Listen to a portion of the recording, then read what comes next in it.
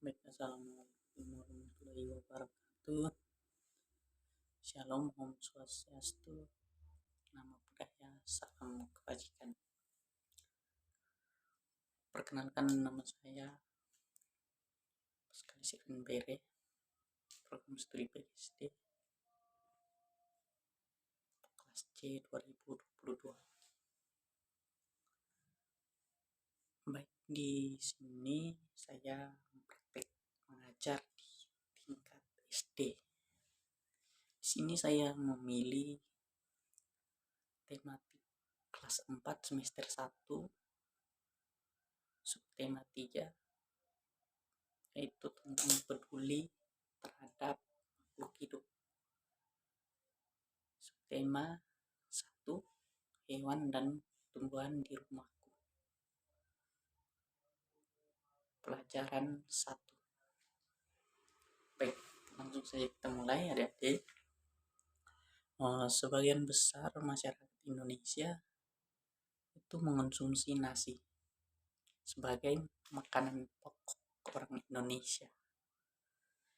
Nah, apakah adik-adik tahu bahwa nasi itu berasal dari beras dan beras berasal dari padi?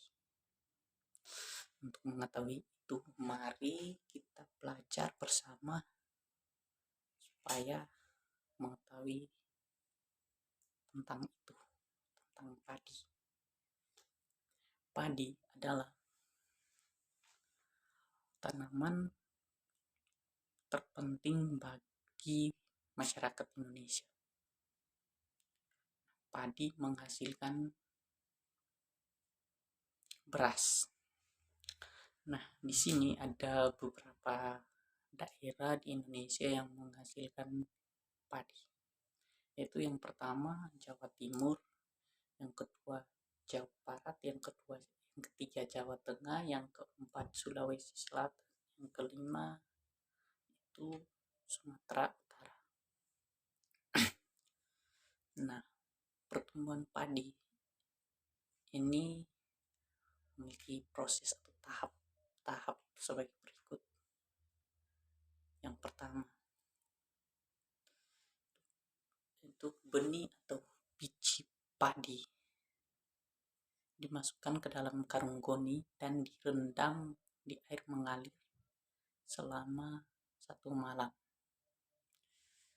Berfungsi untuk perkecambahan benih bersamaan. Terus yang kedua itu benih-benih ditanam di lahan sementara,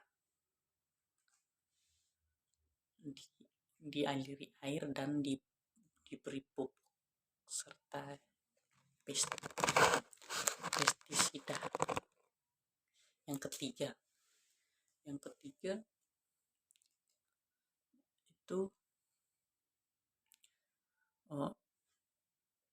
tanaman padi berbunga hingga gabah matang, berkembang penuh, keras, dan berwarna kuning. Nah, gabah itu adalah kulit padi. Nah, gabah ini yang akan nantinya jadi benih lagi. Terus tahap pertumbuhan padi. Nah, tahap pertumbuhan padi ini dia berlangsung kisaran 110 sampai 130 hari. Sekitar 4 bulan lebih ya. Nah, setelah panen, adik-adik, gabah ditumbuk dengan lesung atau digiling sehingga sekam atau kulit padi terlepas dari isinya. Bagian isi inilah yang berwarna, ada yang berwarna putih, merah, kemerahan, ungu, dan ada juga yang hitam. Nah, inilah yang disebut beras. Terus di mana sih padi dapat bertumbuh? Padi dapat tumbuh di daerah yang panas dan curah hujan yang tinggi. Terus ada beberapa cara supaya kita tetap mempertahankan atau tetap menikmati padi di Indonesia, yaitu yang pertama, menjaga bibit agar bisa ditanam kembali. Terus yang kedua, menjaga lahan pertanian. Terus yang ketiga, menjaga kebersihan lingkungan sehingga tidak terjadi banjir. Jika banjir, maka tanaman tidak dapat tumbuh. Terus yang keempat, itu saluran air dijaga supaya tetap mengalir. Terus yang kelima, penggunaan beras yang tidak berlebihan.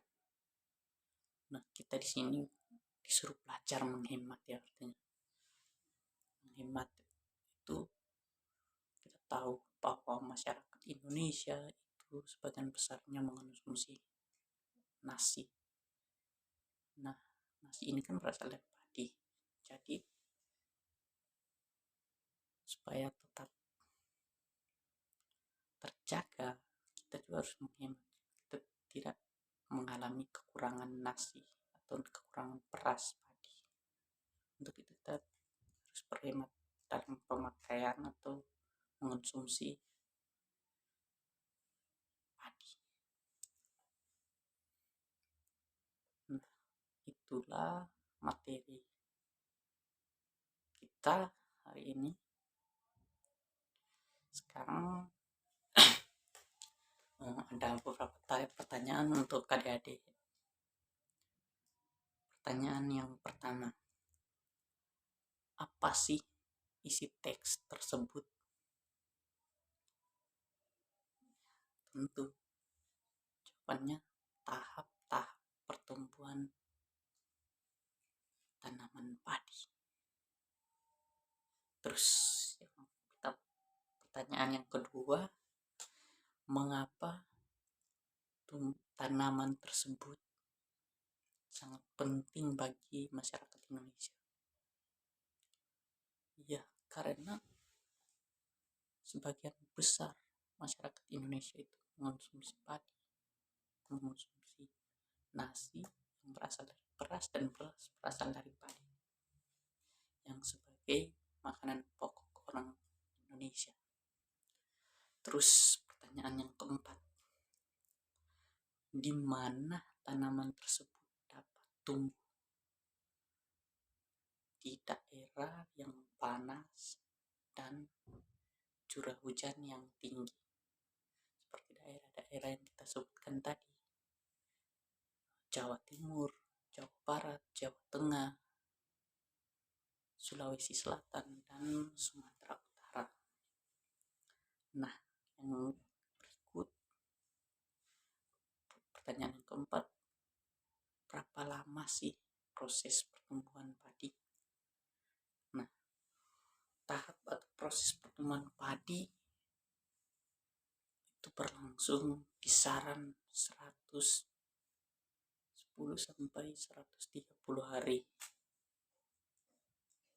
atau 4 bulan lebih lah. Terus yang kelima, apa yang dimaksud dengan gabah? Nah, gabah ini adalah bulir yang terbungkus dalam sekam atau kulit padi. Nah, sekian materi kita hari ini. Kurang lebihnya saya mohon maaf. Assalamualaikum warahmatullahi wabarakatuh. Shalom, Om Swastiastu, Namo Buddhaya.